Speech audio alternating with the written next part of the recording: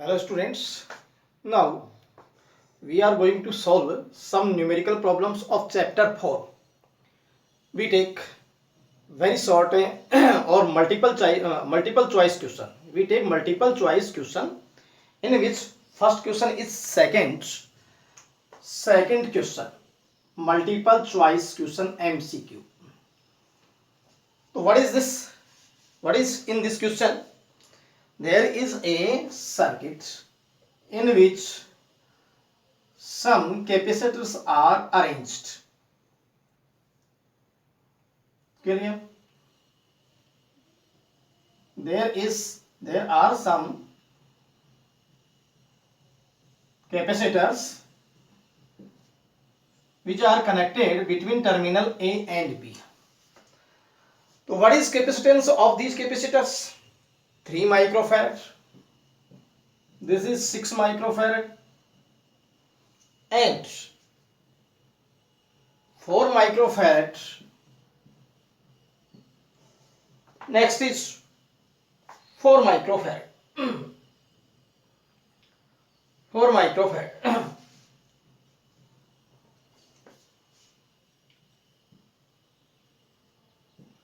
So what will be the equivalent capacitance of this circuit? You have to find out equivalent capacitance of the circuit. You can look here that these capacitors are connected in series. Both capacitors are also connected in series. So we can take a resultant of these two capacitors. Similarly, we can take equivalent of these two capacitors. So now we can draw equivalent circuit for this circuit. So this is single capacitor which is equivalent to both. इन दोनों का मुकाबला करने वाला एक ही है. And now can we take there is another a single capacitor जो इन दोनों का equivalent है. This terminal is A, this terminal is B. But what will be the equivalent of this? तो आपने देखा है कि जब सीरीज में हो तो सीरीज में इक्विवेलेंट कैसे निकालते हैं? 1/CS equal 1/C1 plus 1/C2 and LCM will be C1 C2. Then we can write C1 plus C2 1/CS or CS equal C1 C2 upon C1 plus C2. If two capacitors are connected in a series, then you can find out equivalent capacitance as CS equal C1 C2 upon C1 plus C2. Means multiplication of their capacitances upon sum of capacitance. तो directly हम इस question को इस फॉर्मूले को ऐसे भी learn कर सकते हैं. तो what will be equivalent for this? So we can write 3 into 6 upon 3 plus 6. This will be 18 upon 9. This is 2 microfarad. In a similar way, you can write 4 into 4 upon 4 plus 4. So this will be 2 microfarad. इसका मतलब इन दोनों का capacitance जो equivalent आया वो 2 microfarad, इन दोनों का जो इक्विवेलेंट आया वो भी 2 microfarad. But both capacitors equivalent capacitors जो हैं वो आपस में पैरेलल में हैं. तो फिर हम किस तरीके से फाइंड आउट करें इसका इक्विवेलेंट और बनाएं? तो we can take only single capacitor. Clear? Between A and B. But how can you find out equivalent for this? तो हमें पता है कि जब capacitors are connected in parallel then equivalent can be written as C1 plus C2. दोनों को add कर दें. तो यहां ऐड करेंगे तो इक्विवेलेंट क्या आएगी? C equivalent equal C1 plus C2 2 microfarad plus 2 microfarad. This is equal to 4 microfarad. It means this capacitor will be of capacitance 4 microfarad. तो फिर ये आपका ऑप्शन जो है वो बी करेक्ट होगा. तो कैसे आप इस सर्किट की इक्विवेलेंट कैपेसिटेंस निकालेंगे पता लग गया होगा. एक बार ये दोनों सीरीज में थे, इनका रिजल्ट कितना आया? 2 माइक्रोफैरड. ये दोनों भी किसमें थे? सीरीज में थे. इनका रिजल्ट कितना आया? रिजल्टेंट कितना आया? 2 माइक्रोफैरड. अब ये दोनों जो रिजल्टेंट है ये किसमें है? ये पैरेलल में है. तो इनका इक्विवेलेंट कितना आया? इन दोनों को आप सिंपली ऐड कर दोगे तो 4 माइक्रोफैरड. तो you can note this numerical problem, इसको नोट कीजिएगा। और अब हम अगले वाले न्यूमेरिकल प्रॉब्लम पर फिर आते हैं। ये यहाँ पर ये फॉर्मूले ये मैंने यूज किए किस तरीके से सीरीज के लिए होता है और किस तरीके से जो है वो पैरेलल के लिए होता है, तो नोट कीजिएगा। Now we take next numerical problem.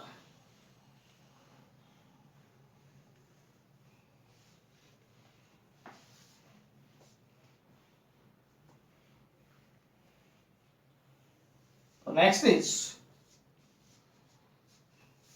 numerical problem fourth MCQ।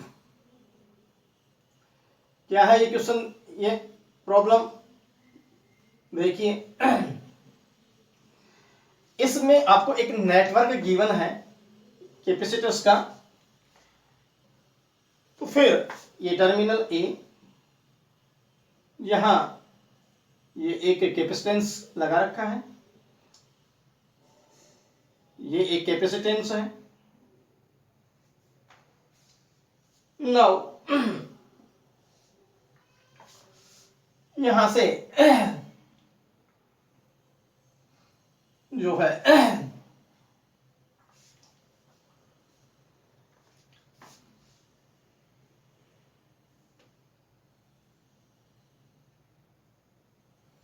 एक कैपेसिटेंस ये है,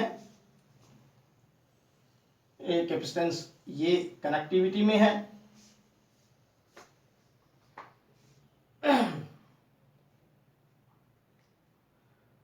तो फिर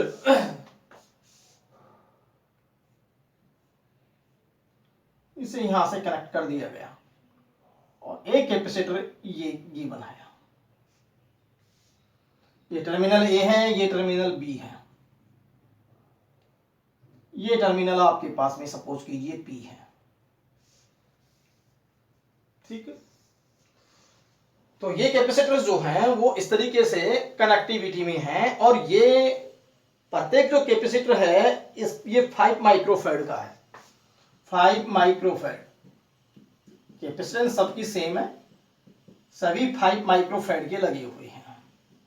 अब हमें ये दिखाना है कि इनका इक्विवेलेंट कैपेसिटेंस क्या होगा, कि सिंगल कैपेसिटर लगाएं तो फिर ए और बी के बीच में वो कितने माइक्रोफैराड का होगा, तो इक्विवेलेंट कैपेसिटेंस निकालनी है। अब ये जो सर्किट है, इस सर्किट को हम ऐसे भी अज्यूम कर सकते हैं, तो मैं इसके इक्विवेलेंट सर्किट बनाता हूं। देखिए कैसे अज्यूम कीजिएगा, ये हमारे पास में वो सर्किट है,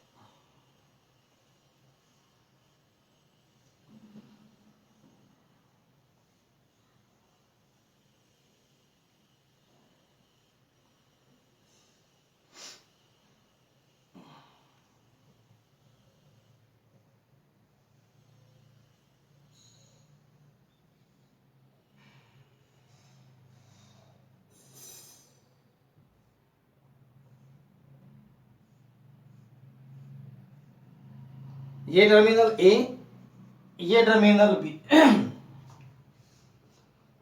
और ये पॉइंट पी।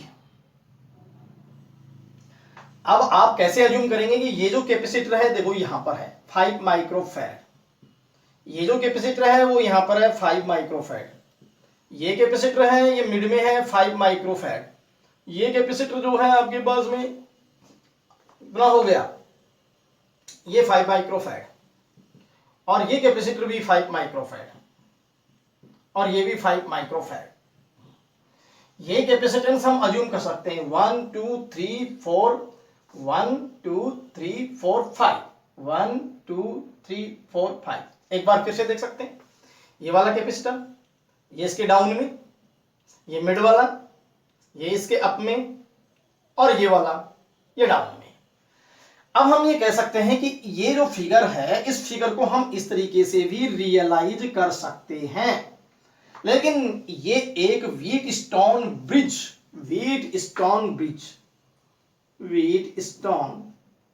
सर्किट ये बनेगा, व्हीटस्टोन ब्रिज सर्किट, ठीक है। कि जब चार जो है वो डिवाइस आपके पास में किसी जो क्वाड्रिलेटरल है उसकी साइड्स पे लगे हों, तो देखो ये एक क्वाड्रिलेटरल है, इसकी साइड में ये 4 जो है वो कंपोनेंट यहाँ पर लगे हुए हैं और एक कंपोनेंट इसके ठीक जो है वो डायगोनल में लगा हुआ है। तो इस प्रकार का जो सर्किट बनता है उस सर्किट को हम व्हीटस्टोन ब्रिज सर्किट कहते हैं। क्लियर? और उसकी एक खास बात होती है कि यदि ये रेशियो इन दोनों साइड का रेशियो सेम आ जाए 5/5 सेम आ रहा है, तो फिर ये कहा जाता है कि ये व्हीटस्टोन ब्रिज बैलेंस कंडीशन में होता है। इस बैलेंस कंडीशन का मतलब ये होता है कि यहां पर जो डायगोनली जो कंपोनेंट लगा हुआ है वो इनएक्टिव होता है, उसका कोई रोल नहीं होता। तो फिर ये चैप्टर 6 में आप ये पढ़ोगे व्हीटस्टोन ब्रिज के बारे में। तो फिर मैं ये कहूं कि ये जो हमारे पास में जो पॉइंट है ये सेम पोटेंशियल के हैं और सेम पोटेंशियल की होने की वजह से इसमें जो है वो कोई ये इनएक्टिव सर्किट कहलाएगा, इसलिए इसका कोई रोल नहीं है, इसको हम रिमूव कर सकते हैं। तो फिर इसको हम रिमूव कर दें तो फिर ये दोनों जो कैपेसिटेंस है वो किस में आ जाएंगे, दोनों सीरीज में, ये दोनों भी किस में आ जाएंगे, सीरीज में, और इनका जो इफेक्ट आएगा वो पैरेलल में। तो फिर तो हम कैलकुलेट कर लेंगे इक्विवेलेंट कैपेसिटेंस। तो फिर ये जो आपके पास में व्हीटस्टोन ब्रिज सर्किट था, इसके में हमने ये कहा कि इसको हम यहां से हटा दें तो फिर इक्विवेलेंट क्या बनेगी, तो इक्विवेलेंट आपके पास में सर्किट जो बनेगा वो ऐसे बनेगा। देखिएगा, ये ए टर्मिनल, ये हमारे पास में 5 माइक्रोफैरड, फिर ये दूसरे वाला 5 माइक्रोफैरड, ठीक, डाउन में भी ये 5 माइक्रोफैरड, ये भी 5 माइक्रोफैरड, और ये जो है पॉइंट पी और ये पॉइंट आपका बी 5 माइक्रोफैरड और सभी 5 माइक्रोफैरड के हैं।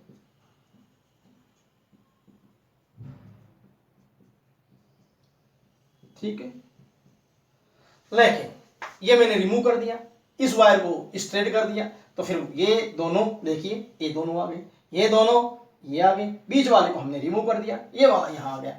तो फिर ये इसके इक्विवेलेंट जो कैपेसिटेंस बनेगा, सर्किट बनेगा, वो इसके इक्विवेलेंट ये नीचे वाला बन गया, ये वाला, ये इक्विवेलेंट का सिंबल है।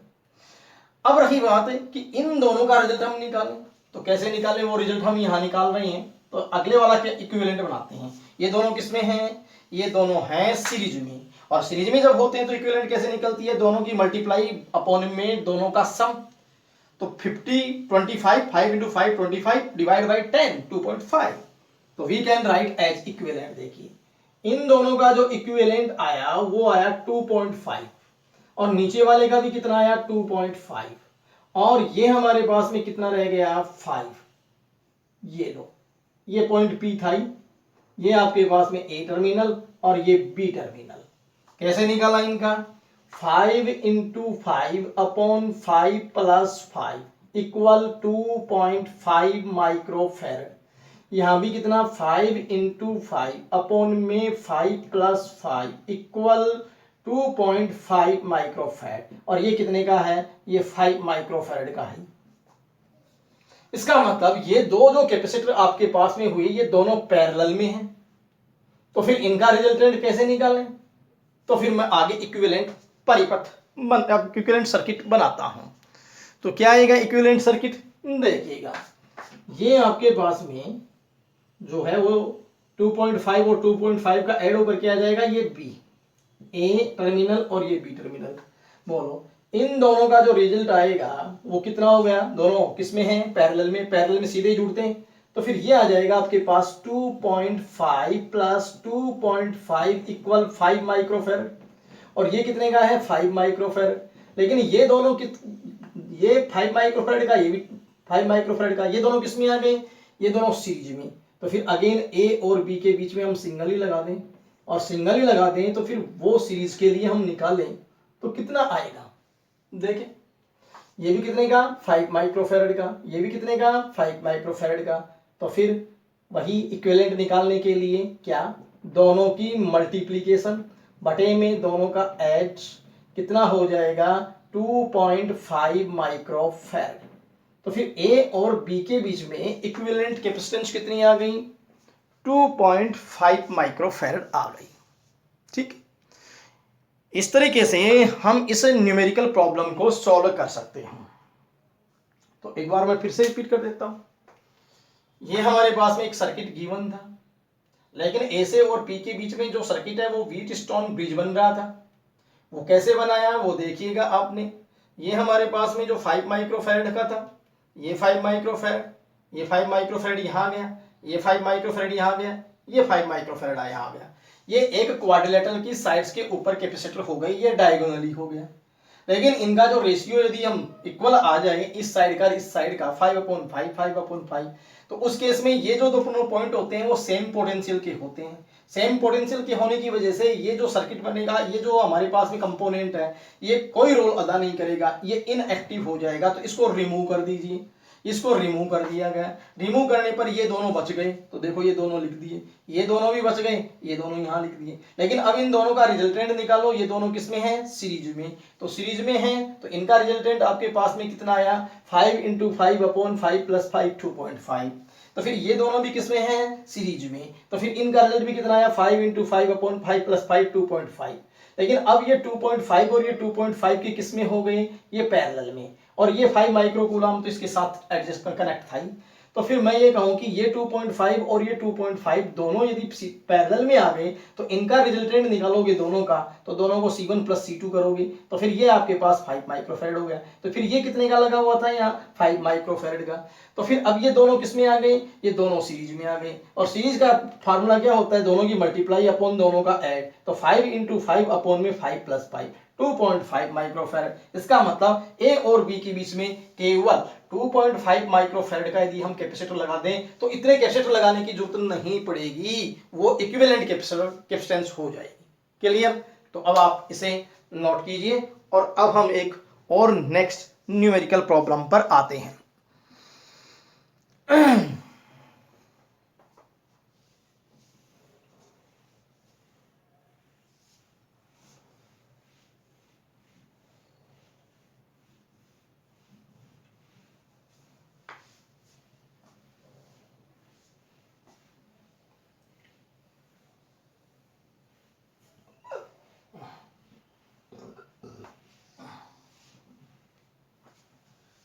तो नेक्स्ट क्या है न्यूमेरिकल प्रॉब्लम? ये न्यूमेरिकल प्रॉब्लम है multiple choice question 6 MCQ। 6 MCQ। तो 6 MCQ में क्या है देखिएगा। आपके पास में एक कैपेसिटर जो है वो दिया गया है, तो फिर ये एक कैपेसिटर है और इसका जो आधा पार्ट है वो आधा पार्ट, पहले तो इसमें कुछ नहीं है, इसका प्लेट एरिया कितना है? A। डिस्टेंस कितनी है इसके बीच में? D। तो इन दिस सिचुएशन इसकी कैपेसिटेंस कैसे लिखी जाएगी? ये लिखी जाएगी C = ε0 A/d। क्लियर? ये तो हो गई पहले वाली कंडीशन। ये हमारे पास में एक कैपेसिटर है जिसकी प्लेटों के बीच में कुछ नहीं है, तो फिर हम उसकी कैपेसिटेंस ऐसे लिख सकते हैं। लेकिन जरा सोचो, सेकंड सिचुएशन में क्या किया? इस कैपेसिटर का जो आधा पार्ट था वो हमने εr जो सब्सटेंस डाइलेक्ट्रिक सब्सटेंस है उससे हमने इसको भर दिया। तो फिर एरिया प्लेट कितना हो गया? A/2। इधर भी कितना बच गया? A/2। डिस्टेंस आपके पास में उतनी ही रही। क्लियर? अब यहां ये है कि ये जो कैपेसिटेंस आ रही है इक्विवेलेंट, ये इक्विवेलेंट कैपेसिटेंस इस C के कंपैरिजन में कितनी हो गई? कब? जब हम इसका हाफ पोर्शन किससे फिलअप कर दें? हाफ पोर्शन डाइलेक्ट्रिक सब्सटेंस से फिलअप कर दें। तो फिर मैं ये कहूं कि इसको जो है इसको रोटेट करते हैं ऐसे। तो रोटेट कर देंगे तो ये वाला पार्ट कहां चला जाएगा? ऊपर। और ये वाला पार्ट कहां जाएगा? नीचे। तो चलो मैं रोटेट करता हूं। तो ये रोटेट किया, ये रोटेट करने से हाफ पार्ट ये ऊपर और ये हाफ पार्ट कहां चला गया? नीचे। ये इस तरीके की हमारे पास में अज्यूम्पशन आएगी, ये इस तरीके से। तो फिर मैं इसको रोटेट कर रहा था तो ये εr ऊपर की तरफ हो गया। ठीक है? वही प्लेट एरिया A/2, डिस्टेंस कितनी? D। और यहां आपके पास में यहां भी प्लेट एरिया कितना? A/2 और डिस्टेंस कितनी? D। लेकिन ये जो पोर्शन है आपके पास, ये मैं मान लेता हूं कि पॉइंट P है और ये Q है, PQ। ठीक? अब इस P और Q के बीच में इक्विवेलेंट कैपेसिटेंस क्या होगी? तो ये हमारे पास काम कर रहा है किसकी तरह? कैपेसिटेंस, इसकी कैपेसिटेंस मान लो C1 और इसकी कैपेसिटेंस क्या माने हम? C2। तो फिर ये हम इसकी विजुअलाइजेशन इसको ऐसे रोटेट कर दें, आधे पार्ट को काट करके ऊपर कर दें, आधे को हम डाउन कर दें, तो ये दो कैपेसिटर बन जाते हैं कि एक तो कंप्लीटली फिल्ड कैपेसिटर हो गया और एक जो है वो बिल्कुल वेकेंट हो गया। ये तो दो कैपेसिटर बन गए, लेकिन दोनों कैपेसिटर जो है वो पैरेलल कॉम्बिनेशन में आते हुए महसूस होंगे। तो आप देख रहे हो दोनों पैरेलल में, किसमें है ये दोनों पैरेलल में। तो फिर मैं इनकी कैपेसिटेंस निकालूं तो इसकी कैपेसिटेंस तो आपके पास आ जाएगी epsilon R, epsilon naught A by two और इंटू में D, A by two into में डी। और यहां से मैं C2 निकालूं तो C2 इक्वल आ जाएगी epsilon naught A by two और इंटू में डी। देखिए क्योंकि यहां पर डाइलेक्ट्रिक सब्सटेंस नहीं है तो फिर ये फार्मूला डायरेक्टली लिखा जाएगा epsilon naught A by two और इंटू में डी, जबकि यहाँ डाइलेक्ट्रिक सब्सटेंस है, plate area A by to होने से मैंने ये लिखा है। तो इस तरीके से हमारे पास में दोनों कैपेसिटेंस जो है C1 और C2 हम लिख सकते हैं, लेकिन फिर इक्विवेलेंट कितनी होगी P व Q के बीच, ये हमारे पास प्रारंभिक है जो है इनिशियल कैपेसिटेंस, इनिशियल कैपेसिटेंस। ठीक, तो फिर equivalent capacitance, this is first, this is second, this is third, लेकिन ये दोनों किसमें हैं, ये दोनों जो है वो आपके पास में पैरेलल में है। तो फिर equivalent capacitance C equivalent equal C1 plus C2, क्योंकि पैरेलल में तो सीधा ही ऐड होता है। और ये बात नंबर 4। तो फिर यहां से सेकंड, थर्ड एंड फोर्थ इनका हम यूज करें तो बताइए रिजल्ट कितना आया। C equivalent equal C1 epsilon R, epsilon naught A by two था तो ये 2D लिख देता हूं, प्लस में एप्सिलॉन नॉट ए अपॉन में ये मैं डी लिख देता हूं और ये 2 common C equivalent equal epsilon naught ए अपॉन में 2, तो 1/2 पहले लिख दें और डी कॉमन ले लें, यहां एप्सिलॉन आर प्लस में 1 आ जाएगा। ठीक है, कितना आ गया एप्सिलॉन आर प्लस में 1। अब ये इक्वेशन नंबर आपके पास में फिफ्थ हो गई, फिफ्थ, लेकिन 1 और 5 की connectivity line epsilon naught A upon D है, उसको हम C लिख सकते हैं। तो from equation by using equation 1 and 5 क्या हो गया, C equivalent this is equal to C/2, क्योंकि इसकी जगह क्या पुट कर दिया, इसकी जगह हमने C पुट कर दिया, तो C/2 और एप्सिलॉन आर और प्लस में 1, ये हमारे पास में इक्वेशन 6। और यही आपका जो है वो इक्विवेलेंट जो है कैपेसिटेंस आ गया कि जो पहले के कंपैरिजन में epsilon R plus 1 upon 2 multiply है। तो पता लग गया होगा, यही पूछा था कि पहले के कंपैरिजन में यदि हम इसका आधा part epsilon R dielectric substance से भर दें तो अब इस केस के अंदर जो कैपेसिटेंस आएगी वो इनिशियल कैपेसिटेंस के कितने टाइम्स होगी, तो वो हम इस तरीके से फाइंड आउट कर सकते हैं। तो ये भी एक इंपॉर्टेंट न्यूमेरिकल बन जाता है, इसे आप नोट कर लीजिए। अब हम एक और मल्टीपल चॉइस क्वेश्चन पे आते हैं, वो देखिएगा। MCQ है 7।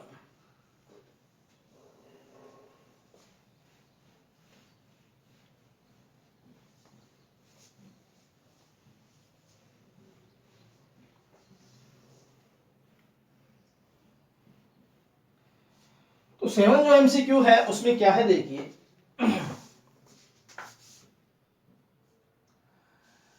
इसमें एक गिवन है कि 8 जो है वो ड्रॉपलेट्स हैं मरकरी की, 8 ड्रॉपलेट्स है। ठीक है, तो number of droplets of mercury, number of droplets of mercury n equal 8। ठीक, इन 8 ड्रॉप से मिलकर के एक बड़ी ड्रॉप बनाई जाती है।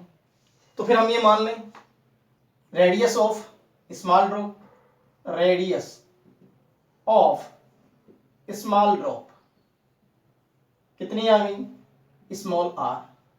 तो रेडियस ऑफ बिग ड्रॉप ये कितनी आ गई, कैपिटल R।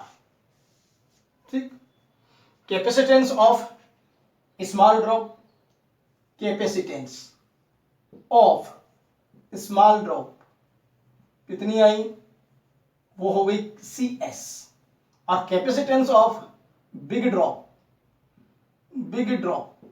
ये हो गई CV। लेकिन आपको ये बताना है कि जब 8 ड्रॉपलेट्स मिलकर के एक बड़ी ड्रॉपलेट बनती है तो उस केस में कैपेसिटेंस जो होगा बड़ी ड्रॉपलेट का वो स्मॉल ड्रॉपलेट की कंपैरिजन में कितना टाइम्स हो जाएगा। तो you have to find out CB how many times of CS, CB CS के कंपैरिजन में कितनी है। क्लियर। अब आपको ये फाइंड आउट करना है, तो सॉल्यूशन करते हैं। देखिए क्या है, हम ये मान लेते हैं कि capacitance of small drop, capacitance of small drop कितना होगा, this is equal to CS equal 4 pi epsilon naught R। क्यों, फार्मूला था जनरल कि ड्रॉप है वो स्फेरिकल है, और स्फेरिकल जो है पोर्शन के लिए हमने क्या लिया था, हमने लिया था 4 पाई एप्सिलॉन R। तो कैपेसिटेंस ऑफ स्मॉल ड्रॉप, तो फिर कैपेसिटेंस ऑफ बिग ड्रॉप, बोलो कैसे लिखें, big drop, CB equal 4 pi epsilon not capital R। Clear. This is equation first और दिस इज इक्वेशन सेकंड। लेकिन मैं सेकंड को फर्स्ट से डिवाइड कर दूं, सेकंड डिवाइड बाई फर्स्ट, तो क्या आ जाएगा, CB upon CS equal 4 pi epsilon naught R upon में 4 pi epsilon not small r, ये कैंसिल हो जाएगा, और CB upon CS, CB equal क्या कर दिया जाए, capital R upon R into CS, और ये इक्वेशन नंबर थर्ड।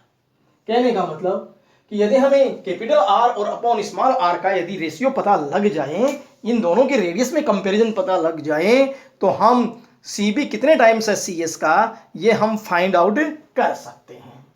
ठीक है, तो इसके लिए हमें क्या करना पड़ेगा, इन रेशियो के बीच में कॉम्बिनेशन जो कनेक्शन बैठाने के लिए देखिए, volume of big drop, volume of, क्योंकि volume of big drop equal volume of 8 drops, volume of 8 small drops. सही है, क्योंकि 8 जो ड्रॉप्स हैं छोटी, वही तो एक बड़ी ड्रॉप को बनाती हैं, वही क्या बनाती हैं, एक बड़ी ड्रॉप को बनाती हैं। तो volume of big drop equal volume of 8 small drops. तो फिर यहां आपके पास में ये स्मॉल 8 ड्रॉप्स हो गई, तो 4 अपॉन 3 पाई r क्यूब, 4 अपॉन 3 पाई r cube equal 8 into 4 upon 3 पाई r क्यूब। ये 4 अपॉन 3 कैंसिल आउट, ठीक, पाई से पाई कैंसिल आउट, और क्यूब रूट ले लेंगे तो r इक्वल 2r आ जाएगा। ठीक, और r अपॉन में r ले लेंगे तो 2 आ जाएगा। तो ये इक्वेशन नंबर 4 हो गई कि नहीं हो गई।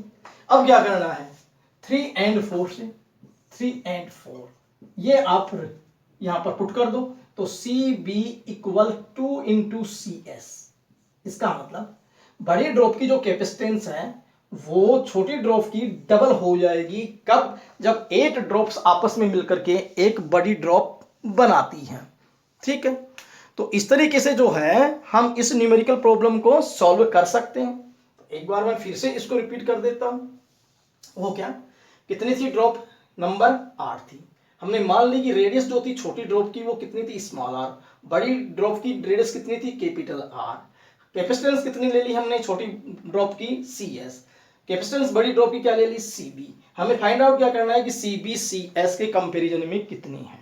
ठीक है, तो ड्रॉप कैसी है, ड्रॉप स्फेरिकल है। स्फेरिकल है तो स्फेयर की कैपेसिटेंस क्या होती है, 4 पाई एप्सिलॉन नॉट r। लेकिन छोटी ड्रॉप के लिए CS equal 4 pi epsilon naught r। Capacitance of big drop के लिए CB equal 4 pi epsilon not capital R। ठीक, लेकिन कंपैरिजन चाहिए। सेकंड को डिवाइड किससे कर दिया, फर्स्ट से। CB अपॉन में कितना आ गया, CS, क्या कैंसिल हो गया, 4 पाई एप्सिलॉन नॉट कैंसिल हो गया, बच गया क्या, कैपिटल R अपॉन R। लेकिन CB की वैल्यू निकालेंगे तो उधर मल्टीप्लाई कर देंगे, किससे, CS से, ये मल्टीप्लाई कर देंगे। अब इन दोनों रेडियस के बीच में एक रिलेशन चाहिए, लेकिन ये हम देखेंगे कि 8 ड्रॉप मिलकर के एक बिग ड्रॉप बनती है, तो 8 ड्रॉप का जो वॉल्यूम है वो एक बिग ड्रॉप के वॉल्यूम के इक्वल होना चाहिए। तो वॉल्यूम स्फेरिकल जो पोर्शन है उसका वॉल्यूम क्या होगा स्फेयर का 4/3 पाई आर क्यूब। यहाँ से ये रेडियस के अंदर जो है वो कंपेरिजन आ जाएगा, ये पुट कर देंगे, ये आपके पास में कैपेसिटेंस आ जाएगी। तो इस तरीके से ये न्यूमेरिकल प्रॉब्लम होगी, बाकी निकालते रहिए। Thank you.